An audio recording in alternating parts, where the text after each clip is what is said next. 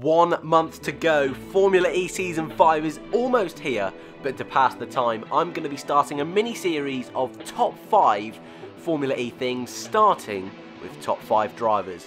In 5th position, a little bit of a rogue sort of start to the series, Mitch Evans, the Kiwi. A very solid driver in lower categories, GP2 in particular, unlucky not to win out on the World Championship. However, he joined 2 seasons ago, and for both seasons he's driven for Jaguar. A shaky start to his career, but last year was able to pick up 1 pole position and a podium, and is a driver that seems to be improving every single time he steps out onto the circuit, and is a driver I think for Season 5 people should really keep an eye on. Very impressed with the Kiwi, and up against Season 1 World Champion Nelson Piquet Jr. he's done very well indeed, a worthy number 5. Moving on then to number 4, someone with a little bit more pedigree than Mitch Evans, we have Sam Bird, the British hope in Formula E, the man who has won a race in every single season of Formula E, the only man to have fought for the championship right down to the last weekend in Formula E in every single season. So you might question, well, why is he only 4th on the list? Well, I do think there's 3 drivers that have a little bit better records and that are a little bit better than Sam Bird, but there's no denying he has been one of the best, not only for the upcoming season, Season 5, but of all time. Stuck with Virgin since the very first race, is someone that you should keep your eye on for Season 5. Sam Bird, with 7 wins and 4 pole positions, is one of the best. Drives for Ferrari in WEC, Virgin in Formula E, a very solid driver.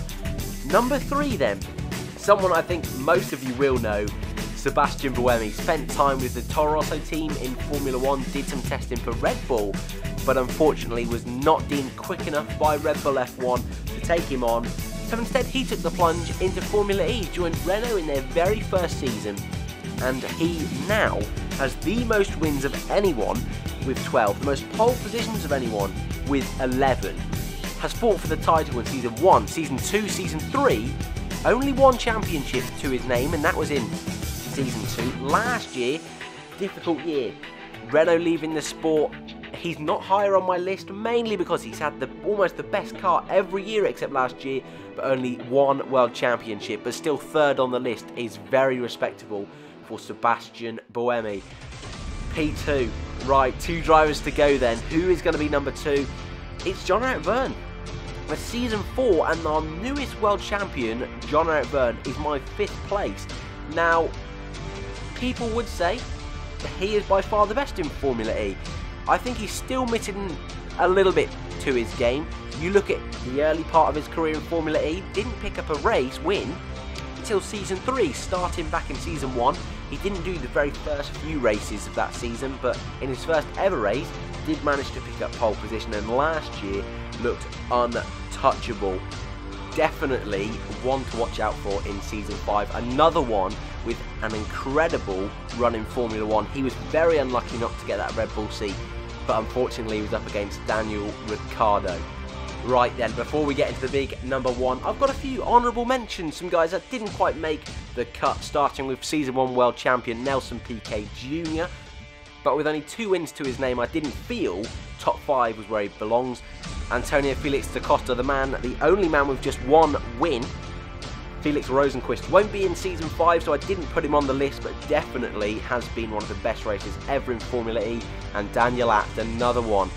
Audi driver, 2 wins last year, looked very solid. But number 1, if you're a Formula E fan, you know who it was, Lucas di Grassi. Now, slightly controversial, I imagine, and as always, I'd love to know in the comments below who you think. On this list, I've not included any rookies, but Lucas di Grassi, Season 3 World Champion, in the championship fight for Seasons 1, 2 and 3, this year retired had a mechanical issue in the first 5 rounds of the championship in a 12-round season, but still ended the season in 2nd place.